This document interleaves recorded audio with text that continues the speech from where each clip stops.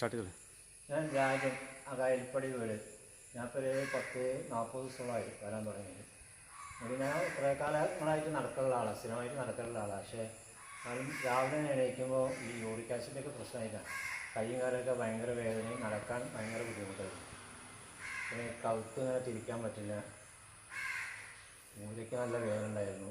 പക്ഷെ ഇപ്പോൾ ഇവിടെ വന്ന് സ്ഥിരമായി വരാൻ തുടങ്ങിയതുകൊണ്ട് ഇപ്പോൾ ആ കാര്യത്തിലൊക്കെ നല്ലതുണ്ട്. യൂറിക് ആസിഡ് കുറേ പ്രശ്നം രാവിലെ എണീറ്റാൽ അപ്പോൾ കുഴപ്പമില്ല, എല്ലാ കാര്യവും ചെയ്യാൻ പറ്റും. അത് രാവിലെ ഒരു 5 മിനിറ്റിലേറെ ബ്രേക്ക് ചെയ്യും. അതായത് അങ്ങനെ ഇരുന്ന് നല്ല ഇങ്ങനെ കൈ കാലുകൾ ഇളക്കിയിട്ടാണ്.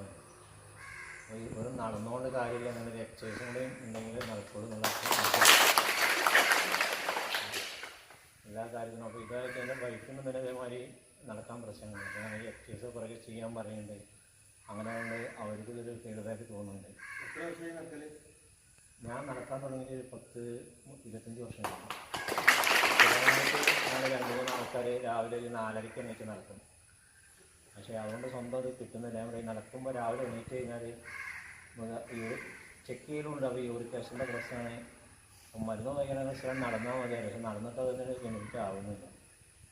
അപ്പോൾ ഇതും കൂടി വന്നപ്പോൾ നല്ലൊരിതാണ്. അപ്പോൾ അതുകൊണ്ടാണ് ഞാൻ അറിയുന്നവരോടൊക്കെ പറഞ്ഞു, അത് വന്ന് ചെയ്ത് കഴിഞ്ഞാൽ നല്ലതാണ്.